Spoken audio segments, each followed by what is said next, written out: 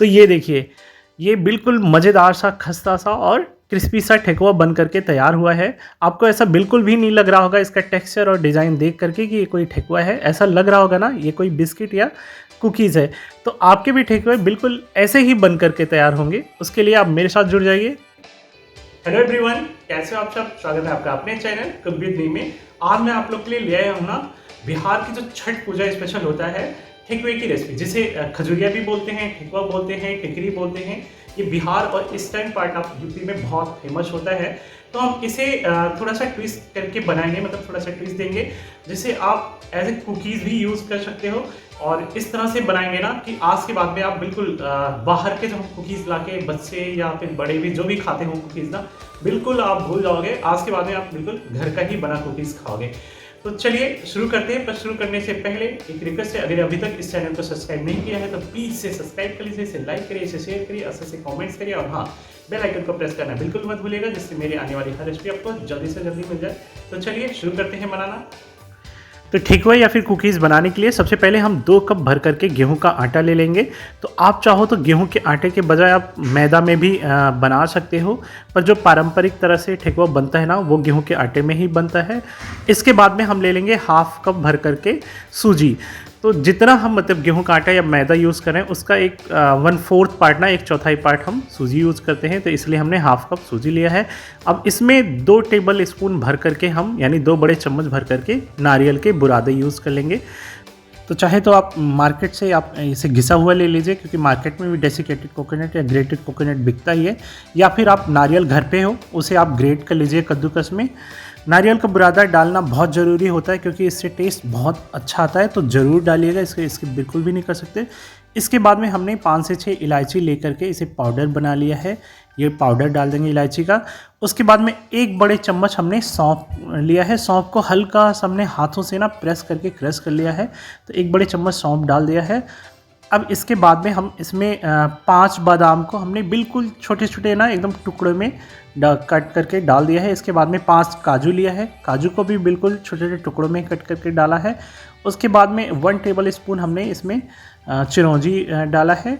और इसके बाद में 2 छुहारे लिए थे, छुहारों को हमने बिल्कुल बारीक बारीक ना कट कर लिया है, ये डाल दिया है। इसके बाद में हम इसमें 1 टेबल स्पून भर करके किशमिश डाल रहे हैं। तो किशमिश ऑप्शनल है, अगर आपको पसंद आता है तो डालिए, वरना आप इसे स्किप कर लीजिए। इसके बाद में हाफ कप भर करके गुड़ का पाउडर, तो चाहे तो आप मार्केट से पाउडर फॉर्म में भी गुड़ मिलता है, या फिर घर पे ही आप इसे थोड़ा सा इसे क्रश करके पाउडर बना लीजिए। और इसके बाद में हम इसमें डाल रहे हैं 1/4 कप घी, यानी ये 60 ml घी है। और आप यहाँ गुड़ के बजाय चाहो तो आप चीनी भी यूज़ कर सकते हो, लेकिन पारंपरिक तरीके से ना ठेकुआ जो है गुड़ में ही बनता है। लेकिन आप अगर ऐसे छठ के पर्पज़ से नहीं बना रहे हो तो आप चीनी यूज़ करके देखिएगा, वैसे दोनों से बहुत अच्छा बनता है। और चीनी अगर आप यूज़ करेंगे ना, तो आप बिना पीसे ना खड़ी चीनी ही यूज़ करके देखिएगा, बहुत अच्छा, बिल्कुल आपको ना एक बिस्किट वाला टेस्ट देगा। आपको कहीं से भी नहीं लगेगा कि ये बिस्किट का, ये मतलब कुकीज़ नहीं है। तो अब इन सब चीज़ों को अच्छे से मिक्स कर लेते हैं हम, बिल्कुल एक जैसे मिक्स हो जाए। तो बस जब सब कुछ अच्छे से मिल जाए तो हम इसे चेक कर लेंगे कि हमने जो मोयन दिया है, यानी घी डाला है, वो परफेक्ट है कि नहीं। तो थोड़ा सा आटा लेके मुट्ठियों के बीच में प्रेस करेंगे। अगर एक साथ ये मुट्ठी में बन जाए, चिपक जाए, असेंबल हो जाए, तो समझ लीजिए आपने जो मोयन दिया है ना, वो बिल्कुल परफेक्ट है। अब इसके बाद में दूध की हेल्प से हम इसका डो बना लेंगे। तो चाहे आप पानी भी यूज़ कर सकते हो, लेकिन दूध से ना बहुत अच्छा टेस्ट भी आता है और बहुत अच्छे खस्ता भी बनते हैं। तो दूध को हमने पहले बॉयल कर लिया था, बॉयल करने के बाद में इसे ठंडा कर लिया है। जब ये दूध थोड़ा गुनगुना हो जाए ना, मतलब हल्का सा गर्म रह जाए, तब आप इसका डो बनाने के लिए इसका यूज़ कर सकते हैं।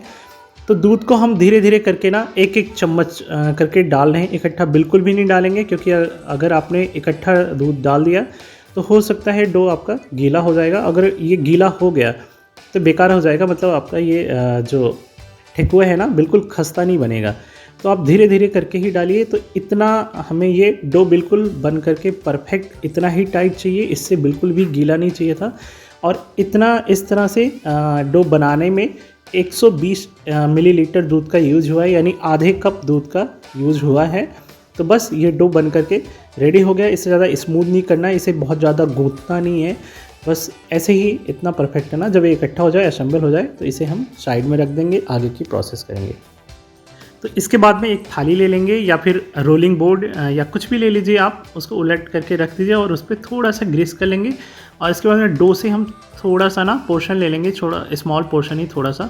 इसका हम पहले से हाथों से प्रेस कर लेंगे, अच्छे से मसल लेंगे। उसके बाद में छोटी सी गोली बना लेंगे। गोली बनाने के बाद में इसी थाली के ऊपर रख करके ना इसे हथेलियों से ना प्रेस करके चिपटा करके मतलब एक चकला जैसे बना लेंगे।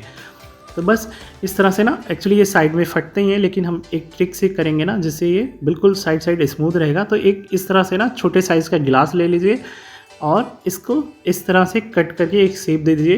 तो इससे क्या होता है ना, बिल्कुल देखिए आपका ये साइड बिल्कुल स्मूथ बनता है। वरना होता क्या है कि अधिकतर ठेकुआ जो बनाते हैं ना, सबका साइड फटा होता है। फटा इसलिए होता है क्योंकि आटा ही इतना सख्त गूंथा जाता है। अब चलिए एक फॉर्क की हेल्प से हम इसमें डिज़ाइन दे देते हैं। वैसे इसके सांचे भी आते हैं, ऑनलाइन भी मिलते हैं, मार्केट में भी मिल जाते हैं, लेकिन आपके पास में नहीं है तो डिज़ाइन घर पे बहुत आसानी से बन जाता है। इस तरह से ना फॉर्क की हेल्प से डिज़ाइन बना लेंगे।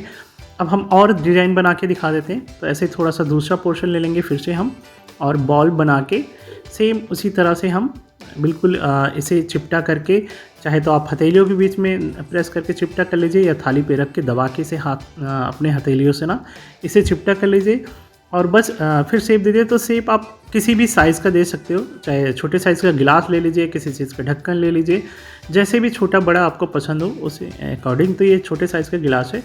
अब इसको फिर से हम दूसरी तरह से डिज़ाइन देने की कोशिश करेंगे। तो फॉर्क से ना सीधे पहले हम बीच में रख लेंगे फॉर्क को और लाइन खींच लेंगे पहले बीच में। उसके बाद में जो पोर्शन साइड में बचते हैं ना, उधर भी कर लेंगे। तो ये देखिए बिल्कुल ये बिस्किट जैसा शेप, ये भी बहुत अच्छा डिज़ाइन लगता है, बहुत देखने में बहुत अच्छा लगता है।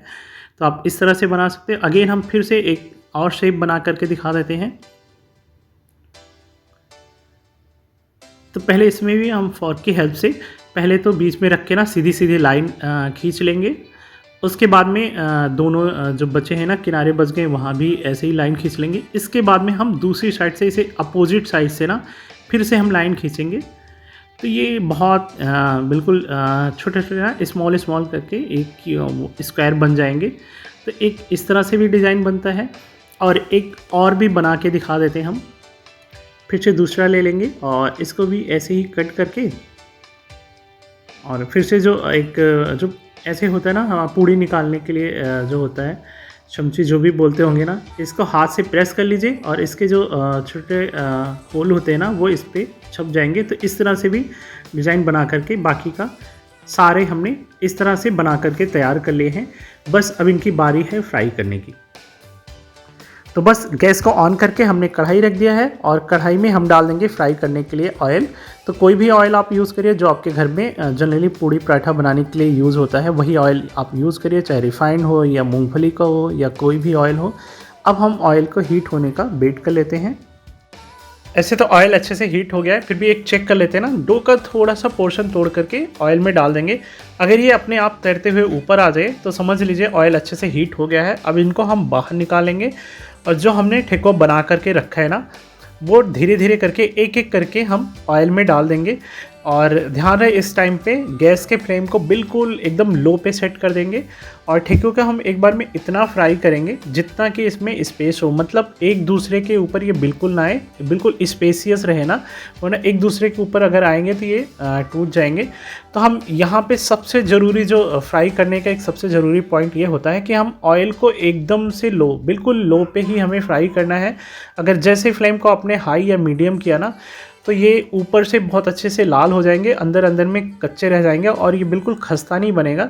दूसरा ये कि आप स्टार्टिंग में आप इसे 2 मिनट के लिए, कम से कम 2 मिनट के लिए इसको ठेकुआ डालने के बाद में बिल्कुल भी टच मत करिए। आप ऑयल में छोड़ दीजिए और इसे एक साइड से मतलब अपने आप इसे थोड़ा सा फ्राई हो जाने दीजिए। क्योंकि होता क्या है, इसमें चीनी या गुड़ जो मिला होता है ना, वो जैसे हम गर्म तेल में डालते हैं, मतलब वो हीट के कांटेक्ट में आता है, गर्म होके थोड़ा सा पिघल जाता है। तो इस टाइम पे हमारा ठेकुआ जो बिल्कुल नरम हो जाता है।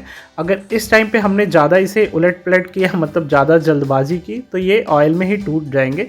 तो बस आप आराम से पलटना है। पहले 2 मिनट बाद इसे बिल्कुल मत टच करिए, उसके बाद में इसे दूसरे साइड में इसे टर्न कर लीजिए और अच्छे से टर्न करने के बाद में इसे दोनों साइड में ना बढ़िया सा थोड़ा सा डार्क ब्राउन तक फ्राई कर लीजिए। बिल्कुल इस तरह से ना इतना ये कलर। तो ये बिल्कुल इसे फ्राई करने में लगभग 6 मिनट का टाइम लग गया है। इसी तरह से ना हम बाकी के जो ठेकुए बना करके रखे हैं ना, सबको ऐसे ही फ्राई करके रख लेंगे। तो बस ठेकुआ जो है अच्छे से बन करके तैयार हो गया है और ये इतना क्रिस्पी, इतना खस्ता बना हुआ है कि आपको इतना मतलब बिल्कुल बिलीव नहीं करोगे ये ठेकुआ ही है।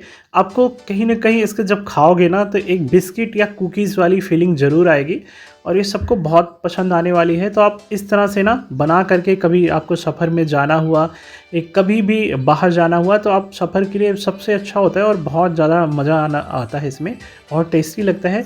एक मिनट चल के हम आपको इसका ना क्रिस्पीनेस दिखा देते हैं।